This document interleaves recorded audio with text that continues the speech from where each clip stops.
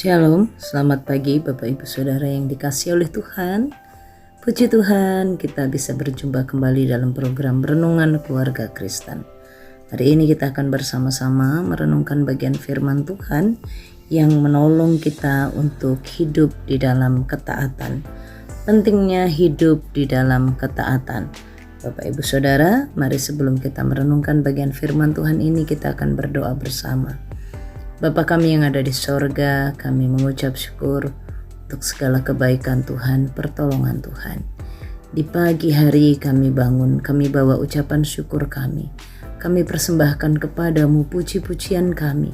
Kami bawa hati kami di hadapan Tuhan.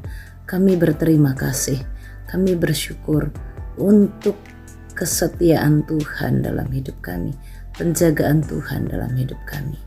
Ya Bapa, urapilah hamba-Mu, berkatilah Bapak, Ibu, dan saudara-saudara di tempat masing-masing. Kami akan merenungkan firman-Mu. Tuhan, tolonglah kami agar kami memahami kehendak Tuhan dan kami dimampukan untuk melakukannya dalam hidup tiap-tiap hari kami. Terpujilah nama-Mu Tuhan, demi nama Tuhan Yesus kami berdoa. Amin. Bapak, Ibu, Saudara yang dikasihi oleh Tuhan, hari ini kita akan bersama-sama belajar tentang pentingnya ketaatan. Pentingnya ketaatan. Mari kita membaca ayat yang ke-8 dan ke-9 dari Bilangan pasal 21. Demikian firman Tuhan, Bilangan 21 ayat 8 dan 9. Maka berfirmanlah Tuhan kepada Musa, buatlah ular tedung dan taruhlah itu pada sebuah tiang, maka setiap orang yang terpagut, jika ia melihatnya, ia akan hidup. Jika ia melihatnya, maka ia akan hidup. Ayat 9, Lalu Musa membuat ular tembaga dan menaruhnya pada sebuah tiang, maka jika seseorang dipagut ular dan ia memandang kepada ular tembaga itu, tetaplah ia hidup. Tetaplah ia hidup. Bapak Ibu Saudara yang dikasihi oleh Tuhan, mari kita bersama belajar tentang pentingnya ketaatan. Ayat 8 dan ke-9 dari Bilangan pasal 21 ini mengingatkan kepada kita, menegur kita untuk pentingnya hidup dalam ketaatan. Bapak Ibu Saudara, ketaatan itu penting bagi kita karena ketaatan itu adalah bentuk penghormatan kita kepada Tuhan, bentuk penghormatan kita kepada Allah. Dalam ayat 8 Tuhan berfirman kepada Musa, karena memang saat itu mereka sedang di dalam penghukuman Allah ya, karena ketidaktaatan mereka, karena mereka tidak sanggup menahan hati di tengah jalan dan mereka melawan Tuhan. Tuhan berfirman, buatlah ular tedung dan taruhlah ini pada sebuah tiang, maka setiap orang yang terpagut, jika ia melihatnya, akan tetap hidup. Ketaatan itu adalah sebuah tindakan praktis dari iman orang-orang yang menghormati Tuhan. Orang-orang yang beriman kepada Tuhan menghormati apa yang Tuhan katakan. Jadi ketaatan itu adalah tindakan dari orang yang beriman untuk melakukan perintahnya Tuhan. Bapak Ibu Saudara, seseorang yang taat itu menunjukkan bagaimana dia menghormati. Saat saya dan Bapak Ibu Saudara melakukan ketaatan di hadapan Allah, sesungguhnya kita sedang menunjukkan seberapa besar kita menghormati Tuhan. Dan Tuhan mengingatkan untuk Musa membuat ular tedung. Bapak Ibu Saudara, di sini membuat ular tedung ini adalah membuat tiruan ular ya, dari logam tembaga. Kenapa kok ular? Kenapa tidak singa? Kenapa tidak harimau? Ular itu memiliki beberapa simbol di budaya pada masa itu, baik itu di padang gurun ya, di Timur Tengah kuno pada masa dulu termasuk Mesir, Kanaan, Mesopotamia.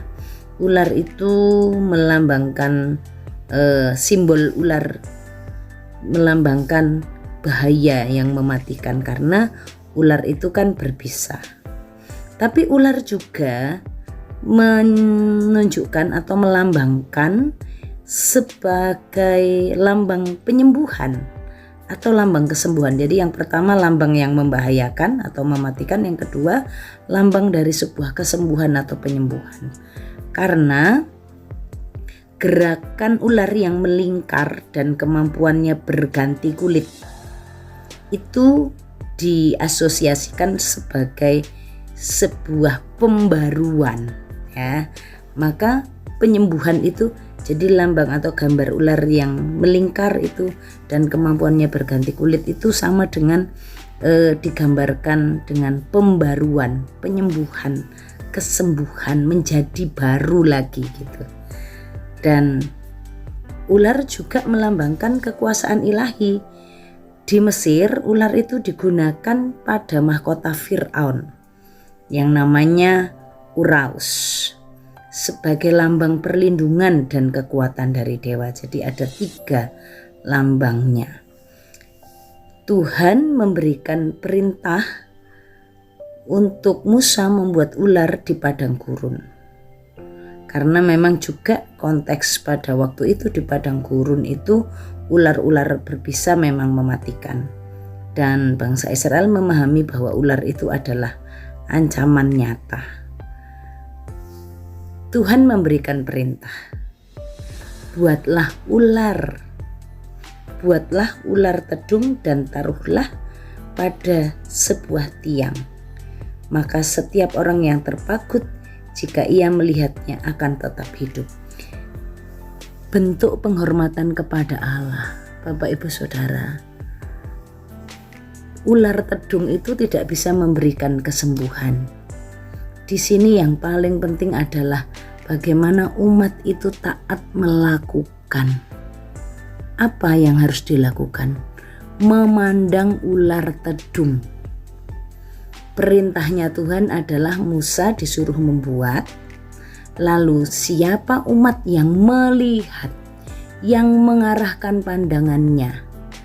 Kalau mereka dipagut, mereka mengarahkan pandangannya kepada luka, kepada efek, atau kepada ular tedung yang memagut itu, dia tidak akan mengalami kesembuhan. Tapi siapa yang memandang, mengarahkan pandangannya kepada ular tedung yang dibuat oleh Musa, yang dilambangkan sebagai lambang kesembuhan, lambang perlindungan Tuhan, lambang kesembuhan dari Allah, dia mengarahkan pandangannya itu, di situ dia akan tetap hidup. Kita melihat yang kedua, yang pertama tadi ketaatan itu merupakan sikap nyata dari orang yang beriman menghormati Tuhan. Yang kedua, pentingnya ketaatan. Ini kita diingatkan bahwa ketaatan itu memberikan pemulihan. Ketaatan itu mendatangkan kesembuhan. Ketaatan itulah yang menyembuhkan bangsa Israel. Saat mereka mau memandang ular tedung, bukan berbicara tentang menyembah ular tedung. Tidak. Tuhan memerintahkan membuat ular tedung supaya mereka melihat. Ini fokusnya itu kepada kata melihat, memandang. Fokusnya tindakan iman, bukan penyembahan. Tuhan tidak bilang buatlah ular tedung lalu sembahlah supaya dia menyembuhkan. Tidak.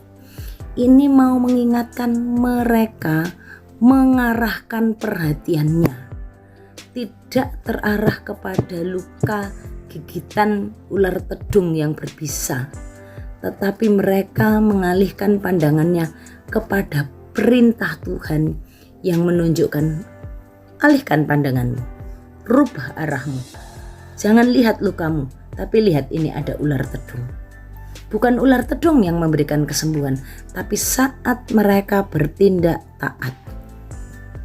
Saat tindakan iman mereka itu dinyatakan. Jadi memandang ular tedung itu berbeda dengan menyembah ular tedung, karena kalau memandang itu kan respon iman terhadap perintah Tuhan, karena Tuhan suruh mereka memandang. Jadi mempercayai dan melakukan memandang itu. Tapi kalau menyembah itu memberikan hormat ilahi, sujud, mengabdi. Ya. Umat Israel tidak disuruh demikian. Umat Israel disuruh memandang. Arahkan perhatianmu jangan kepada luka, jangan kepada ular tedung yang ada di padang gurun itu, tapi arahkan ular tedung yang dibuat oleh Musa. Arahkan pandanganmu kepada Tuhan. Ini penekanannya kepada ketaatan. Memang pada akhirnya mereka tidak taat, karena kemudian dalam sejarah lambang ini atau simbol ini disalahgunakan dalam 2 Raja-Raja 18 ayat 4. Orang Hizkia waktu itu menghancurkan ular tembaga itu karena orang Israel membakar korban, membawa sesajen, membawa sajian korban bakaran kepada Nehustan. Nehustan itu adalah ular tedung yang dibuat Musa di padang gurun. Jadi memang Tuhan tidak memberikan perintah untuk menyembah. Tuhan itu memberikan perintah pandanglah.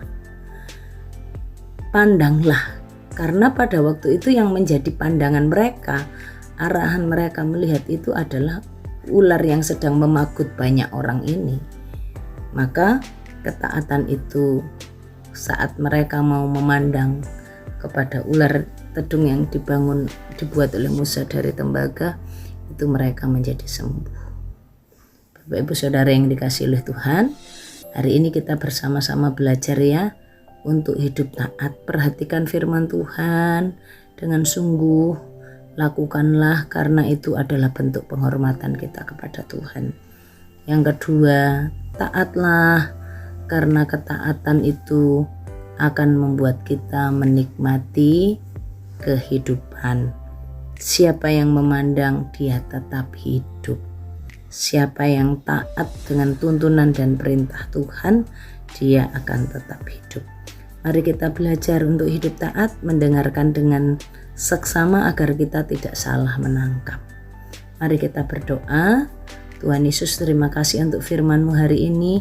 Tuhan tolong kami, untuk kami mau mendengarkan suara Tuhan, menghormati Tuhan dan melakukan firman itu dalam hidup kami tiap-tiap hari. Bapak Ibu Saudara, arahkan hatimu kepada Tuhan dan terimalah berkat-Nya. Tuhan memberkati engkau dan melindungi engkau. Tuhan menyinari engkau dengan wajah-Nya dan beri engkau kasih karunia. Tuhan menghadapkan wajah-Nya kepadamu dan beri engkau damai sejahtera dari sekarang sampai selama-lamanya. Amin. Shalom, Tuhan Yesus memberkati.